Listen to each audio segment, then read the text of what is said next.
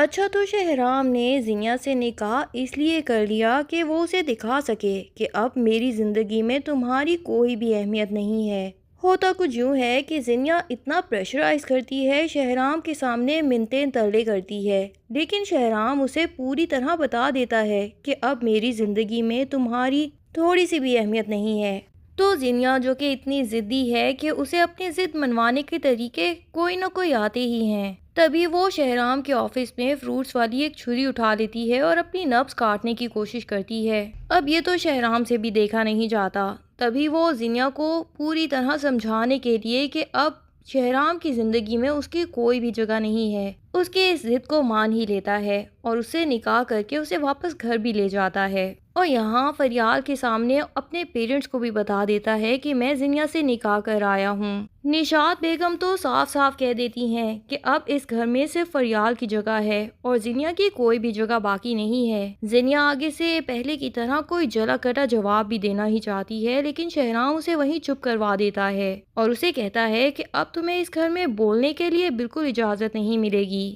بالکل چپ کر کے اپنے آپ کو گیسٹ روم میں لے جاؤ، کیونکہ اب تمہارا کمرہ صرف وہی ہوگا اور تمہیں ویسے ہی رہنا پڑے گا جس طرح میں تمہیں کہوں گا۔ زینیا گیسٹ روم میں چلی جاتی ہے اس امید پہ کہ آخر میں شہرام کی زندگی میں دوبارہ آ گئی ہوں تو یقیناً اس کے دل میں بھی دوبارہ جگہ بنا لوں گی۔ اور ادھر فریال اتنی دیر سے شہرام کو اور یہ سارے ماجرے کو حیرت سے دیکھ رہی ہوتی ہے، اسے تو یقین ہی نہیں آتا کہ شہرام جو باتوں میں فریال سے اتنی محبت کے دعوے کرتا آ رہا ہے، کہ اسے لگ رہا ہے کہ فریال کے لیے جو محبت اس کے دل میں ہے وہ زینیا کے لیے تو شاید کبھی پیدا ہی نہیں ہوئی تھی، اور اب وہی شہرام بالکل چپ چاپ زینیا کو واپس اپنی زندگی میں بھی لے آیا ہے۔ شہرام بھی فریال کی آنکھوں میں یہ سارے سوال دیکھ لیتا ہے، تبھی وہ اس کا ہاتھ پکڑتا ہے، اسے کمرے میں لے جاتا ہے، لیکن شہرام کو سمجھ نہیں آتا کہ فریال کو کیا صفائیاں پیش کرے، تبھی وہ اسے کہہ دیتا ہے کہ جو بھی سوالات تمہارے دل میں ہیں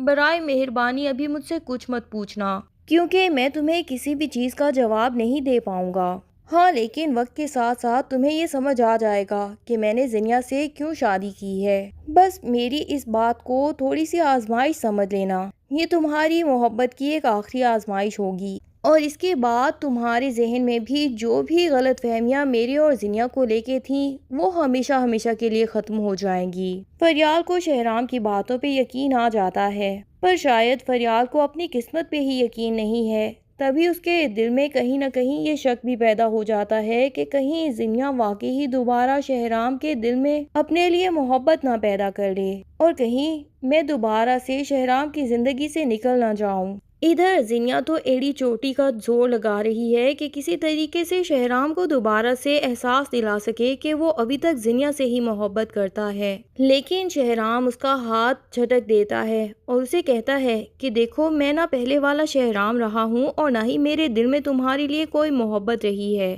میں نے یہ نکاح تمہاری ضد پہ کر تو لیا ہے، لیکن اس کی تمہارے لیے کیا اہمیت ہے یہ تمہیں اب اچھے سے سمجھ آ چکا ہوگا۔ سچ تو یہ ہے کہ زینیا کے لیے یہ سب کچھ بہت مشکل ہوتا ہے برداشت کرنا۔ زینیا جس نے زندگی میں ہمیشہ جیتنا ہی سیکھا ہے اور کبھی کسی کے سامنے ہار مانی ہی نہیں، اسے یقین نہیں آتا کہ وہ اس طرح زندگی میں فریال جیسی لڑکی سے ہار گئی ہے جسے وہ شاید زندگی بھر بہت ہی معمولی سمجھتی آئی تھی۔ اور شہرام زینیا کو صاف صاف بتا دیتا ہے کہ تمہیں اس وقت اگر میری ضرورت تھی تو ٹھیک ہے، میں نے ایک رشتہ تمہارے ساتھ بنا لیا ہے، لیکن نہ تو مجھ سے کوئی امید رکھنا اور نہ ہی زندگی میں دوبارہ کبھی مجھ سے کوئی سوال کرنا۔ لیکن زینیا تو ابھی بھی ہار نہیں مانتی۔ یہاں سدرا اس سے گھر کے بارے میں پوچھنے کے لیے کال کرتی ہے تو زینیا مزید چالاکیاں شروع کر دیتی ہے اور سدرا سے کہتی ہے کہ میری تو شہرام سے دوبارہ شادی ہو چکی ہے اور میں شہرام کے گھر میں ہی ہوں،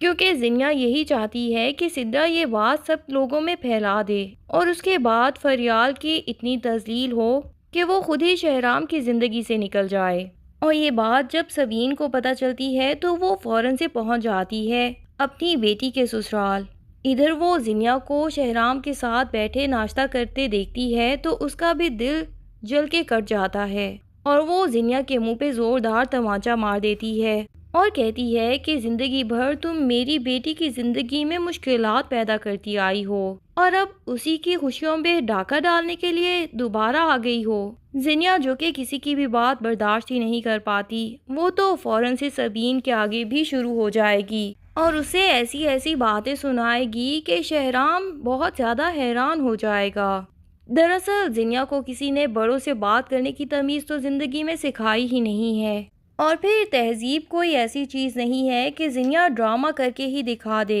یہ تو فریال جیسی لڑکیوں کی نیچر میں کوٹ کوٹ کے بھری ہوتی ہے، اور زینیا کو لگتا ہے کہ شاید وہ فریال کے مقابلے میں بہت ہی اعلیٰ درجے کی ہے، پر حقیقت تو یہ ہے کہ فریال جیسی لڑکیاں بہت ہی کم دنیا میں پائی جاتی ہیں۔ اینی ویز کچھ نہ کچھ تو زینیا خود ہی اپنی حرکتوں سے اس گھر میں جگہ کھو دے گی، اور پھر ان کا ڈرائیور جس کی وجہ سے ایکسیڈنٹ ہوا تھا، وہ جب زینیا کو دیکھے گا تو صاف پہچان جائے گا کہ یہ تو وہی لڑکی ہے جس نے اس دن گاڑی ہمارے آگے لا کے فریال بیوی کو مارنے کی کوشش کی تھی، اور اسی کی وجہ سے ہمارا ایکسیڈنٹ ہوا تھا۔ اب یہ بات جان لینے کے بعد تو شہرام کبھی بھی زینیا کو معاف ہی نہیں کر پائے گا، اور معاف کرنا بنتا بھی نہیں ہے، کیونکہ نفرت اپنی جگہ لیکن کسی کی جان لینے کی کوشش کرنا یہ تو انتہائی خطرناک انسانوں کی نشانی ہے، اور زینیا جیسا خطرناک انسان معاف کر کے یوں کھلم کھلا چھوڑ دیا جائے تو وہ بہت سے لوگوں کے لیے نقصان دہ ثابت ہو سکتا ہے۔ بہرحال زینیا کو تو بہت جلد اس کی سزا اور بھی زیادہ ملنے والی ہے۔ ویسے تو اسے ابھی تک بھی جو سزائیں ملی ہیں اسے یہ سمجھ ہی نہیں آ رہا کہ یہ اس کی اپنی غلطیوں کی وجہ سے ہیں، لیکن شاید کبھی زندگی میں اسے سمجھ آ ہی جائے۔ دوسری طرف شانزے نے تو بڑی ہی خوشی سے اپنی ساس کو یہ گڈ نیوز سنا دی کہ وہ دادی بننے والی ہیں۔ اسے یہی لگا تھا کہ شاید اس کی ساس جب اس کے بچے کی گڈ نیوز سنے گی تو وہ اپنے دل سے ساری نفرت نکال پھینکے گی، لیکن ادھر معینہ صاحبہ کو یہی لگ رہا ہے کہ شاید ان کا تعویذ کام کر گیا ہے، اور اسی لیے ان کی واپس اپنے بیٹے کے گھر میں جانے کی جگہ بن رہی ہے، تو وہ فوراً سے بیٹے کے گھر میں پہنچ جاتی ہیں، اور اس کے بعد دوبارہ سے اپنی بہو کے اوپر تعویذ کر کر کے جلا جلا کے ڈسٹ بن میں پھینک رہی ہوتی ہیں۔ یہ تو شکر ہے کہ فیروز کی نظر ان تعویذ پہ پڑ جاتی ہے، اور وہ ماں سے پوچھ لیتا ہے کہ یہ ابھی ابھی آپ نے جلا کے پھینکا ہے، لیکن معینہ صاف مکرنے کی کوشش کرتی ہے کہ مجھے نہیں پتا یہ کہاں سے آئے،